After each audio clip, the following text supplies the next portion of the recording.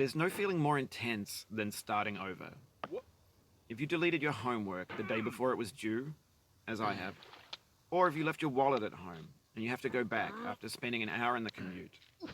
If you won some money at the casino and then put all your winnings on red but it came up black. If you got your best shirt dry cleaned before a wedding and then immediately dropped food on it. If you won an argument with a friend and then later discovered that they just returned to their original view. Starting over is harder than starting up. If you're not ready for that, like if you've already had a bad day, then what you're about to go through might be too much. Feel free to go away and come back. I'll be here. Alright, thanks for coming with me on this trip. I'll understand if you have to take a break at any point. Just find a safe place to stop and quit the game. Don't worry, I'll save your progress, always, even your mistakes. This game is a homage to a free game that came out in 2002, titled Sexy Hiking. The author of that game was R.K.O, a mysterious Czech designer who was known at the time as the father of B games. And B games are rough assemblages of found objects. Designers slap them together very quickly and freely, and they're often too rough and unfriendly to gain much of a following. They're built more for the joy of building them than as polished products.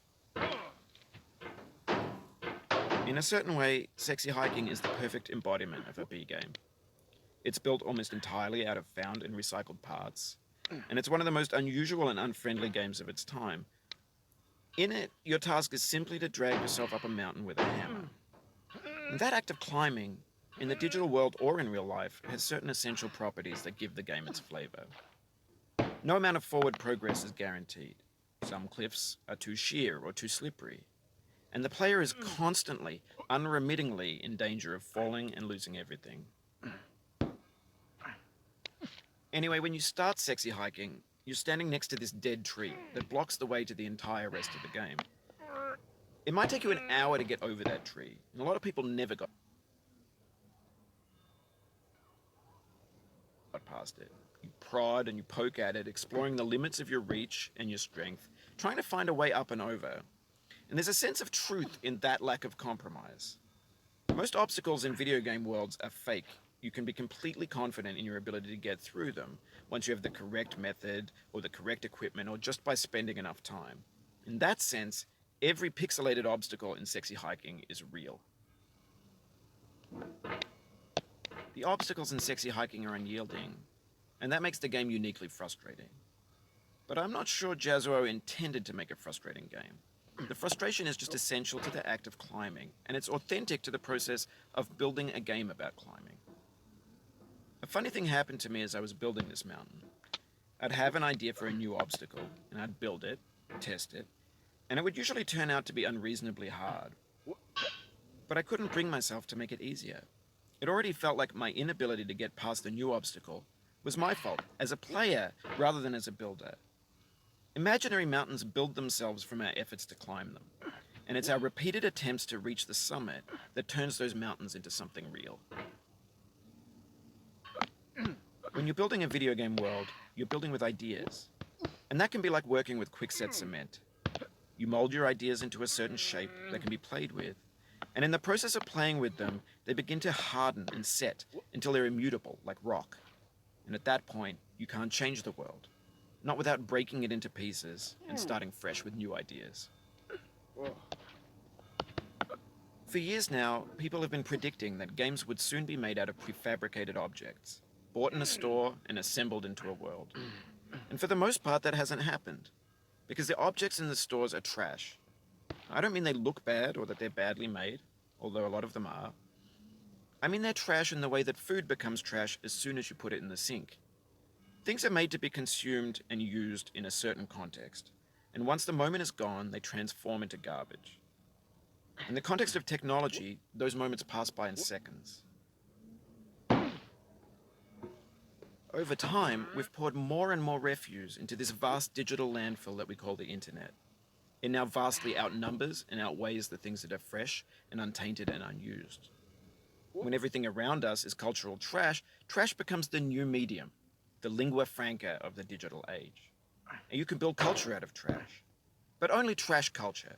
B games, B movies, B music, B philosophy.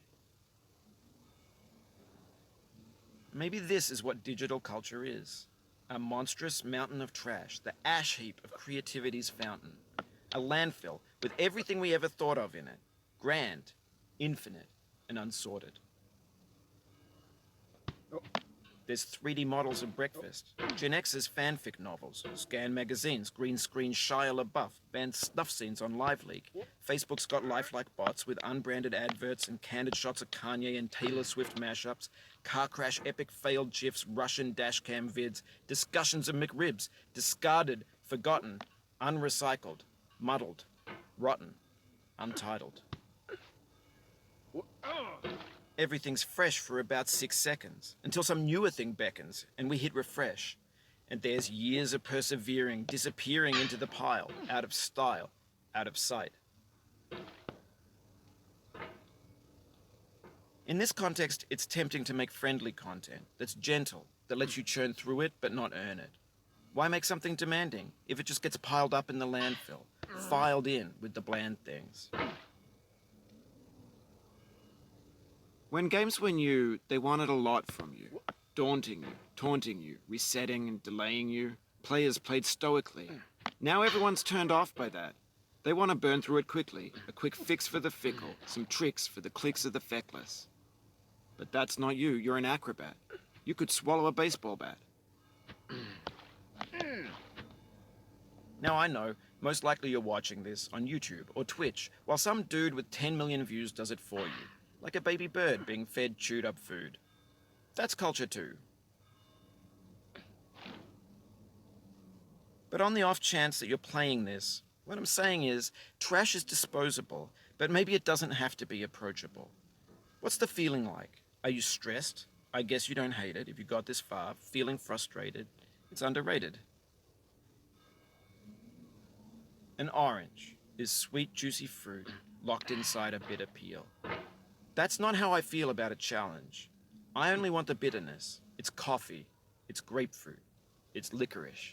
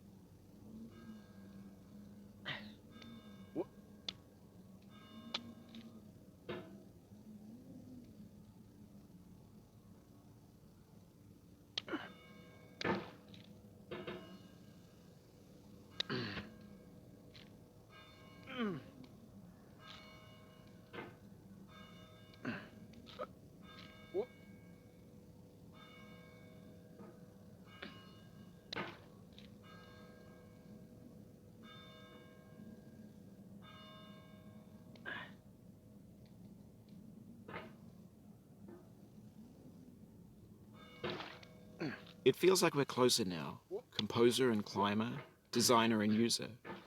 You could have refused, but you didn't. There was something in you that was hidden, that chose to continue.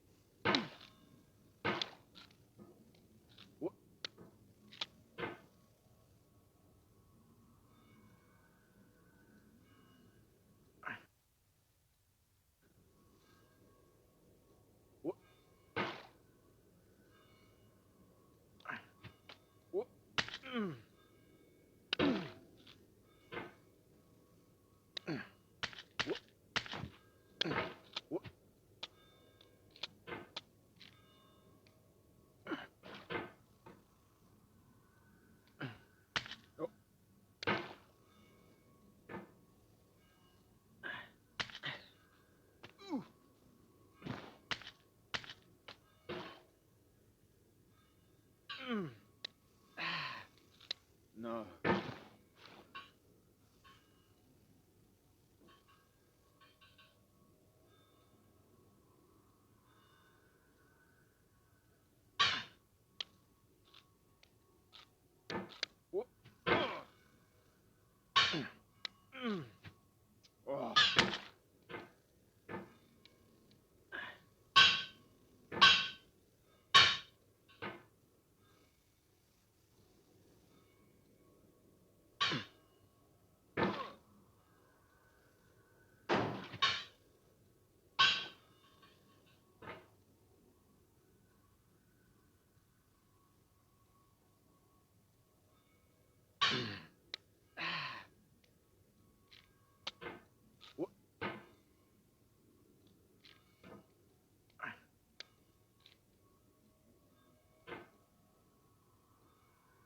It means a lot to me that you've come this far, endured this much.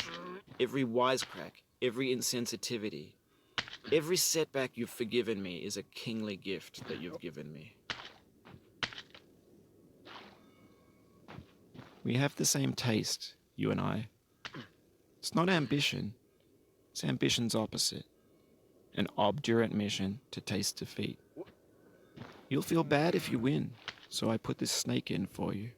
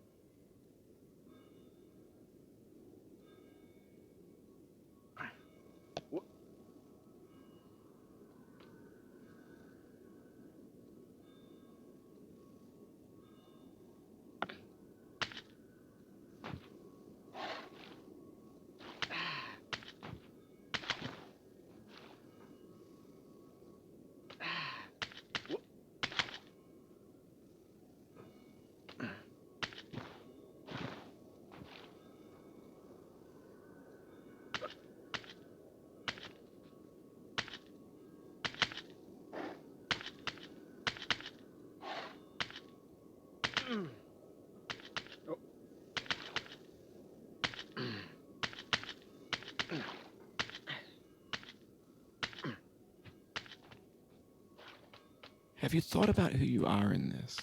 Are you the man in the pot, Diogenes? Are you his hand? Are you the top of his hammer? I think not. Where your hand moves, the hammer may not follow, nor the man, nor the man's hand. In this you're his will, his intent, the embodied resolve in his uphill ascent.